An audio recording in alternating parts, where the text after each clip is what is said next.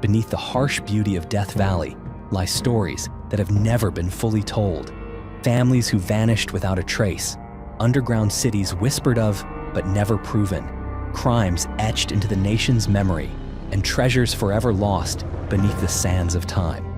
In today's video, we will lift the veil shrouding Death Valley, a land that has swallowed not just people, but the very answers the world has long been yearning to find. So, fasten your seatbelt as we dive into today's mystery.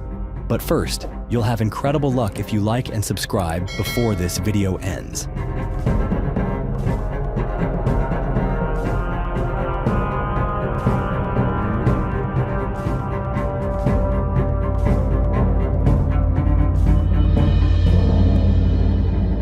The mystery of the underground city of Shav. Amidst the blistering heat of Death Valley, where endless stretches of burning sand and searing rock bake under a merciless sun, an ancient legend has been whispered through generations by the native southern Paiute people. They tell of a magnificent underground city called Shav, governed by ancient spirits and hidden from mortal eyes through a labyrinth of passageways, accessible only to those deemed worthy. According to oral tradition, a Paiute chieftain, consumed by grief over the death of his beloved wife, resolved to seek her soul in the afterlife. Guided by ghostly warrior spirits, he ventured into the intricate network of subterranean tunnels, passing terrifying creatures and unseen traps until he eventually reached the borders of the Shav kingdom. There, he met the daughter of Shav, who promised to reunite him with his wife on one condition: he must not, under any circumstance, look back during his return. But he failed. A single glance, born from a moment of weakness, caused his wife's spirit to vanish forever into the void. Centuries later, the legend continued to live on in the hearts of the desert's children. But then, in the 1920s, a strange event occurred, one that shifted the story from mere myth to potential reality. A miner named White, while exploring an abandoned shaft deep within Death Valley, accidentally fell through decaying rock and into a space unlike anything he had ever known. According to his later account, he found himself standing inside an enormous tunnel where the walls emitted a faint golden glow, seemingly without need for any natural source of light. All around him, he saw human mummies clad in garments made of animal hide, standing motionless like silent sentinels. Terrified by the scene before him, White groped his way back to the surface through the tunnel from which he had fallen. Yet, when he attempted to find his way back, he could never locate the entrance again. In 1947, the mystery resurfaced, this time through the testimony of Howard E. Hill. According to Hill, two of his friends, F. Bruce Russell and Daniel Bovee, both retired physicians with a passion for exploration, had stumbled upon another tunnel system near Wingate Pass, the very location White had once spoken of. What they reported only deepened the enigma: walls of stone engraved with strange symbols, mummies standing 9 feet tall, and even the fossils of prehistoric creatures perfectly preserved beneath the earth. They claimed the complex included galleries filled with gold, silver, and artifacts unlike anything ever recorded by archaeologists. Yet when Russell and Bovee's stories were made public, they failed to produce any physical evidence to corroborate their claims. And before the scientific community could gather more information, both men mysteriously disappeared while returning to Death Valley to seek further proof. Skeptics were quick to dismiss the tale, arguing that elements such as giant human mummies and a golden city beneath the desert were nothing more than fantasy. But despite all doubts, one thing remains undeniable: the strange consistencies between the accounts of White, Russell, and Bovee, and the ancient legends passed down by the southern Paiute.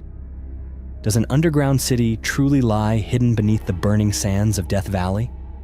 Until irrefutable evidence comes to light, the mystery of Shav will remain buried, locked away within the heart of Death Valley itself.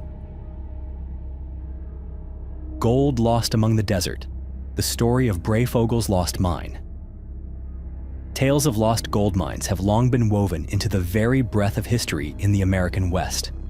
Among the hundreds of such stories, the legend of Breyfogle's lost mine still stands apart. The story begins in the late 1840s, when the California gold rush swept through the nation like a storm, stripping away reason and driving hundreds of thousands of people westward toward the promised land. Caught in the fevered tide were two brothers, Charles and Joshua Breyfogle, who ventured forth carrying the simple but intoxicating belief that a single strike of a pick in the right place could buy them a lifetime of fortune. Unlike most gold seekers who found only disappointment, the Breyfogle brothers actually achieved success.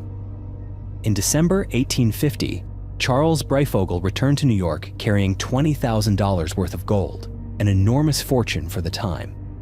But the more he had, the more he hungered for.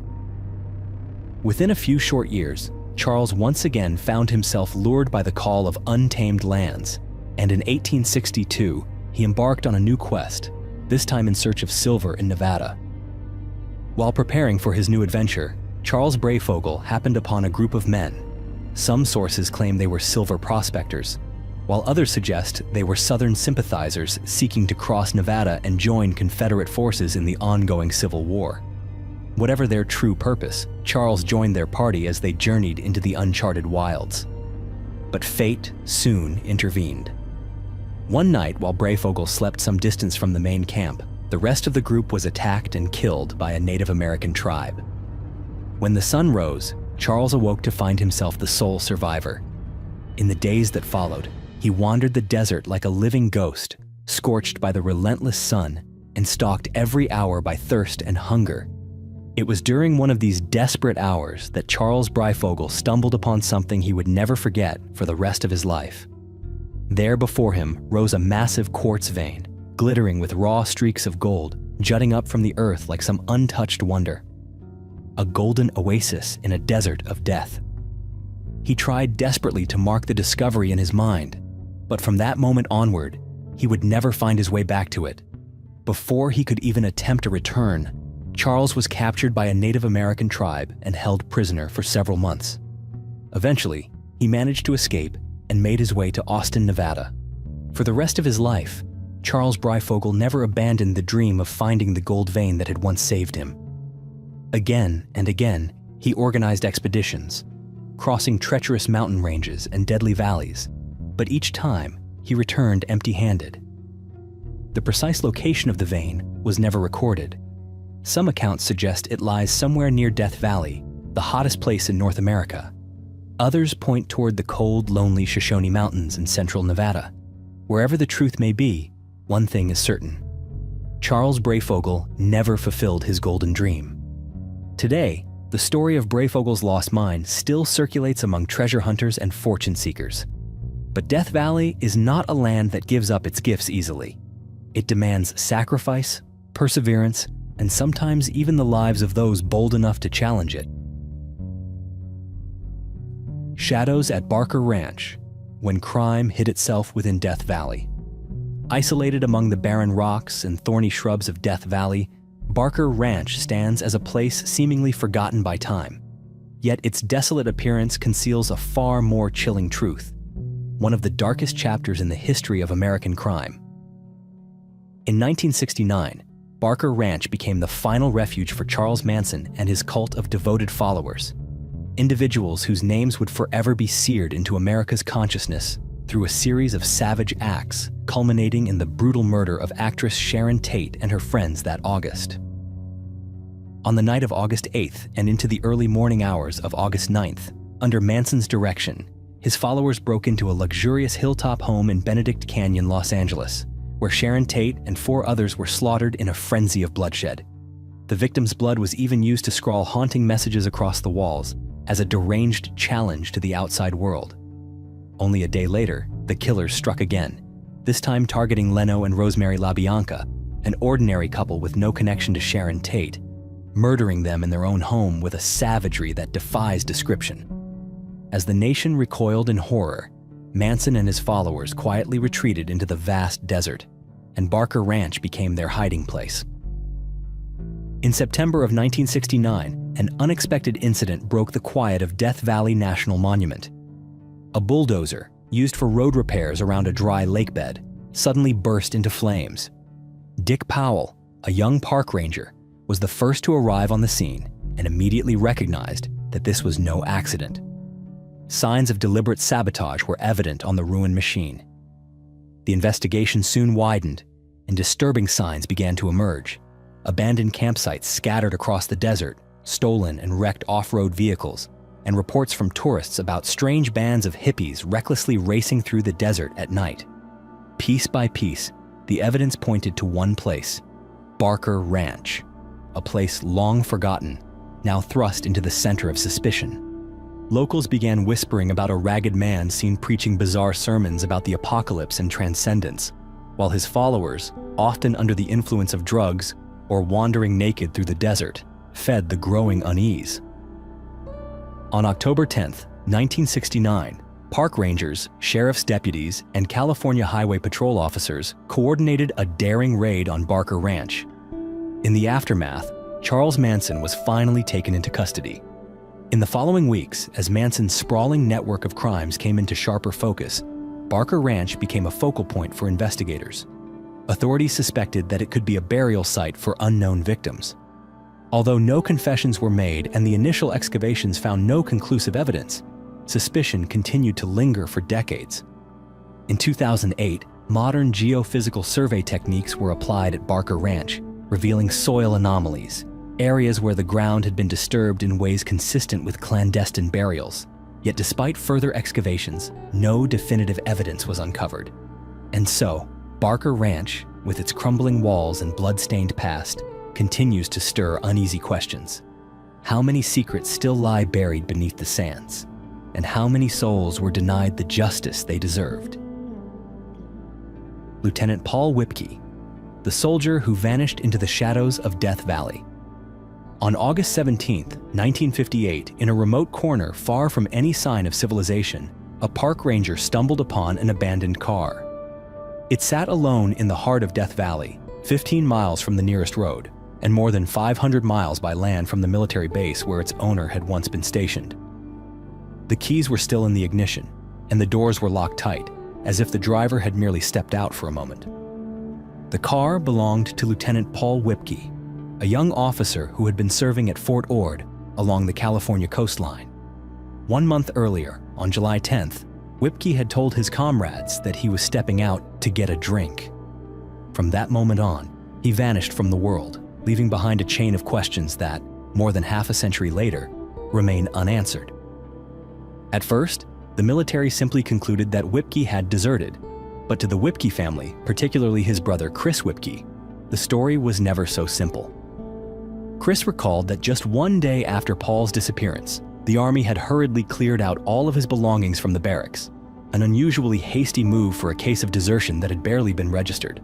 And when Paul's car was eventually found in Death Valley, the family received only fragmented information, much of it hidden under the veil of classified status. What should have been a simple missing persons case had now become a genuine mystery.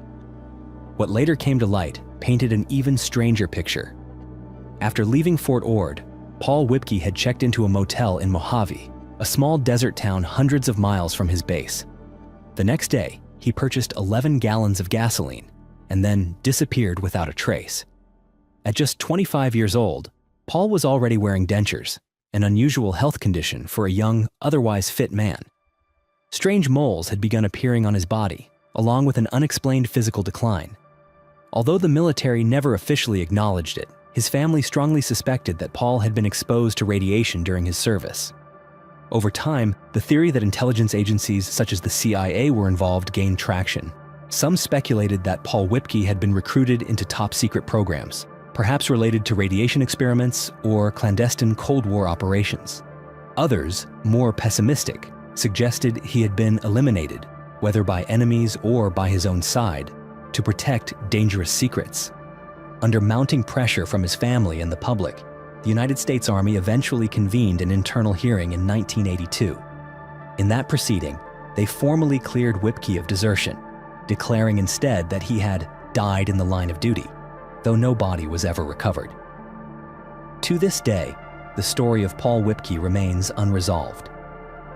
Did he lose his life on a covert mission in some distant land? Was he the victim of inhumane experiments during the Cold War? Or perhaps, under the blistering heat of Death Valley, he simply collapsed somewhere, lost forever to the sands. Tragedy in the desert, the German family that vanished in Death Valley. In summer, Death Valley becomes a vast, searing furnace stretching endlessly under the burning sky. Temperatures easily climb past 120 degrees Fahrenheit, turning any careless journey into a one-way passage with no return.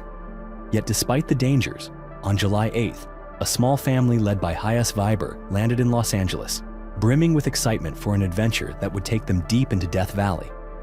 On July 22nd, they entered the valley. On their first night, they camped at Hanapa Canyon.